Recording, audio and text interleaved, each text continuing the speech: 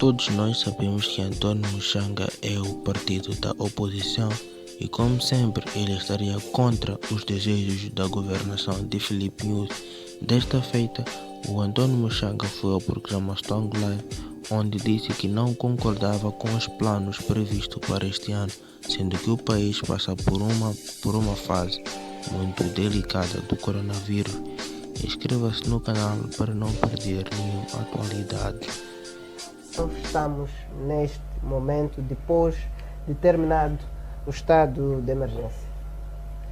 Obrigado. Primeiro quero agradecer a Deus pela proteção e vida que tem nos proporcionado, cumprimentar os telespectadores, apresentar sentimentos de pesar à família Nhavotos e Maúsi que perderam sua filha esta madrugada, assassinada por bandidos na cidade de Xai-Xai, uma senhora que era polícia.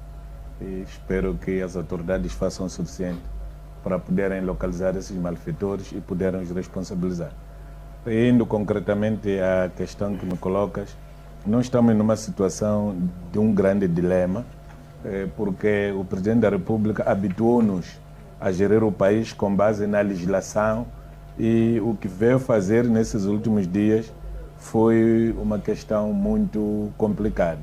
Complicada no sentido de que nós tínhamos instrumentos jurídicos que estavam a gerir o país, nomeadamente os 4 decretos que foram aprovados em tempo útil e, apesar de todo o sacrifício que fizemos, entraram em vigor em tempo útil.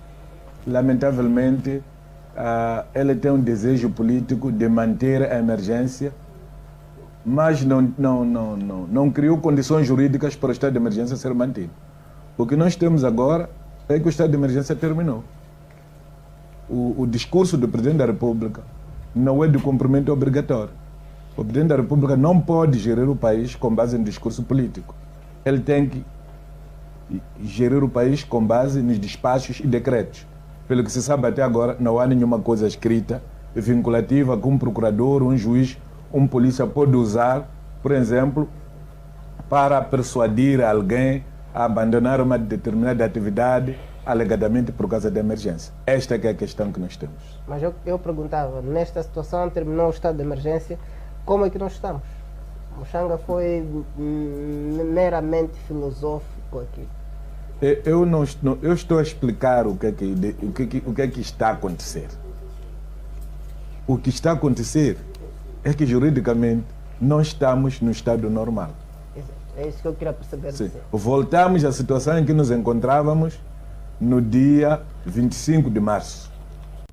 O artigo 298 fala do termo, no termo do estado de sítio ou de emergência, o Presidente da República faz uma comunicação à Assembleia da República com uma informação detalhada sobre as medidas tomadas ao seu abrigo e a relação nominal dos cidadãos atingidos.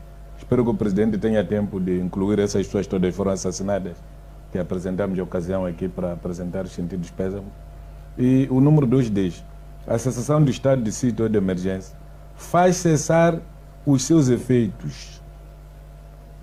Todos aqueles efeitos estavam arrolados na declaração de estado de emergência, incluindo aquelas medidas administrativas, porque o título daquelas medidas administrativas vem com vista a operacionalizar o decreto presidencial. Então, caindo o decreto presidencial, caiu tudo aquilo. Então, o que nós devíamos ter feito era termos nos precavido sobre isto. Eu já havia chamado a atenção quando houve a primeira declaração de estado de emergência e a prorrogação, que o tratamento que estávamos a ser dados não era de dignidade. Sermos chamados a correr para irmos... Coisas que nós sabemos que... Porque, olha, quando você tem uma situação de pandemia que chega na penúltima semana do mês, nos últimos 5 dias, já não há nada que os últimos 3 dias vai alterar. Então, devíamos ter sabido prever isto e a Assembleia da República ter sido acionada para encontrar outros instrumentos. Tendo em conta que a Constituição não permite que o estado de emergência seja de novo declarado nos moldes em que tinha sido declarado, há algumas leis que nós poderíamos ter aprovado para fazer o acompanhamento, nomeadamente a lei de calamidade, a lei de saúde, fazer alguns arranjos. Só que essas leis também, por serem leis ordinárias, não têm a força do decreto de emergência. Porque o decreto de emergência permitiu-nos encerrar os aeroportos. O decreto de emergência permitiu-nos encerrarmos as fronteiras. Antes de ontem eu tomei conhecimento de que estava mais de 350 viaturas de moçambicanos que queriam entrar. Os sul-africanos tiveram que disparar ontem, porque os moçambicanos queriam entrar à força. Mas deixaram os nossos moçambicanos mineiros irem lá. Não, entraram os nossos lá porque houve uma questão protocolar, tratada a nível mais alto do Estado. Aqueles cada um entendeu, saiu da sua casa, a Fambacaena, estamos cansados de fome.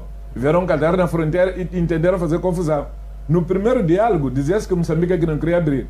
Quando me disseram que Moçambique não queria abrir, eu disse, vão confirmar do lado do moçambicano. A pessoa aproximou até a linha da fronteira e ligou para mim. Como na linha da fronteira é possível falar. E eu disse, até a se confirmar que a nossa migração não quer abrir a porta, então aguenta. Vamos ouvir o discurso do presidente. Depois do discurso do presidente, na quinta-feira à noite ou sexta-feira, pode voltar-me a ligar se é que a migração não vai deixar passar. A expectativa que os moçambicanos tinham era de que o presidente da República vai efetivamente aliviar algumas medidas. A expectativa dos moqueiristas era de que vão começar a circular normalmente ou razoavelmente. A expectativa dos turistas era de que também podem começar a andar, porque em muitos países os turistas andam, apesar de condicionalismo. Porque os condicionalismos não serão eliminados tão já. Por exemplo, a questão de medir temperatura onde nós entramos, a questão da lavagem das mãos, a questão de não entrarmos em maior quantidade, a questão de limitação do número de pessoas nas viaturas e nos locais fechados. Essas são medidas que podem continuar conosco. Mas há outras situações que a emergência bateu com o pé e diz que não podem acontecer. Como é que essas coisas são geridas? Devíamos ter agora um instrumento para dizer, sim senhor, terminou a emergência naquelas moldes, mas ao abrigo da lei X, uma lei ordinária, as medidas vamos começar a seguir são estas e aquelas. Não houve absolutamente nada. Há pessoas agora que querem abrir as mesquitas, querem abrir as igrejas e perguntam se podem ir ou não. É aquilo que São Malenza dizia.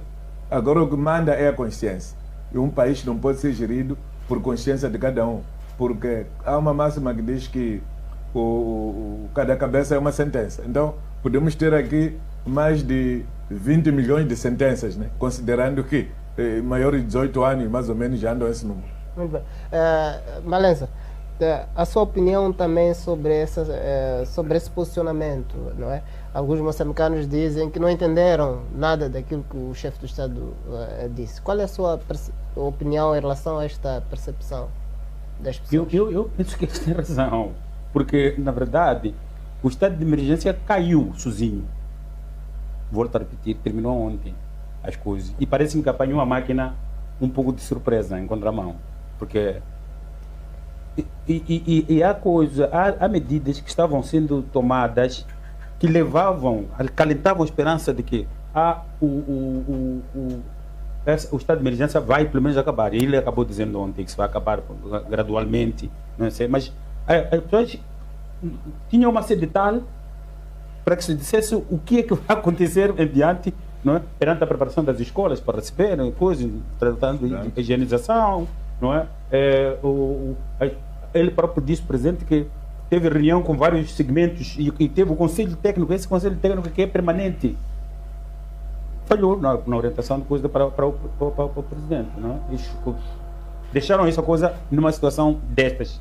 Não, mas colega, o conselho técnico não falhou, deu o seu aconselhamento. Agora, quem cabia juntar as várias facetas, porque o conselho técnico não discute nada com juristas. Nem decide. Não decide, mas eles dizem, tecnicamente, em matéria de saúde, o que nós estamos a dizer é isto. Salve a opinião superior.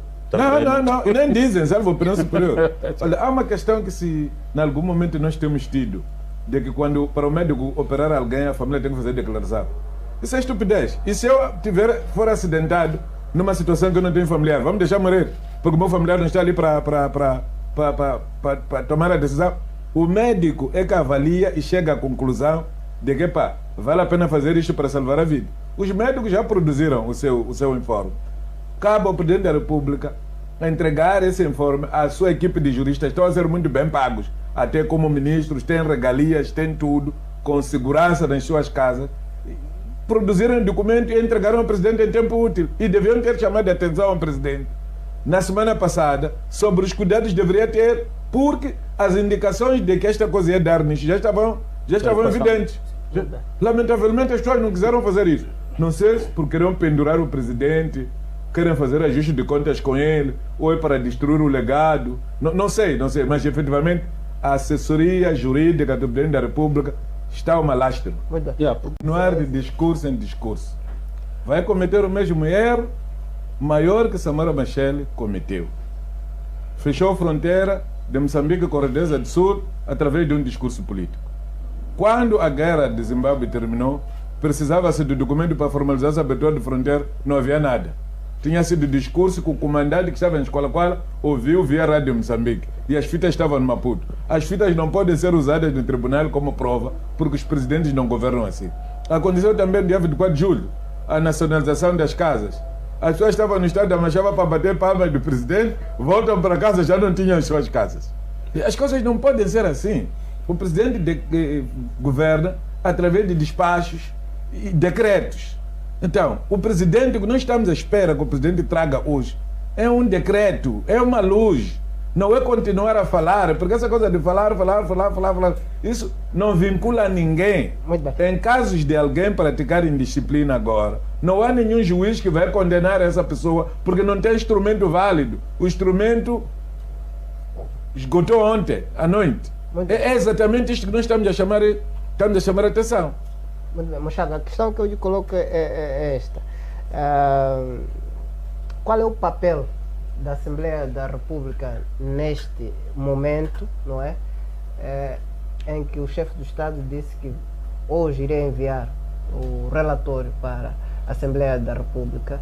O que é que a Assembleia da República pode fazer neste momento como legislador? Segundo a Constituição, no termo do estado de emergência, o que se diz aqui é que o Presidente da República manda ao seu relatório uma informação detalhada das medidas tomadas a seu abrigo e a relação nominal dos cidadãos atingidos. Pode haver lá um debate, haver recomendações do que caiu mal, o que deveria ter sido melhorado, e pronto. E a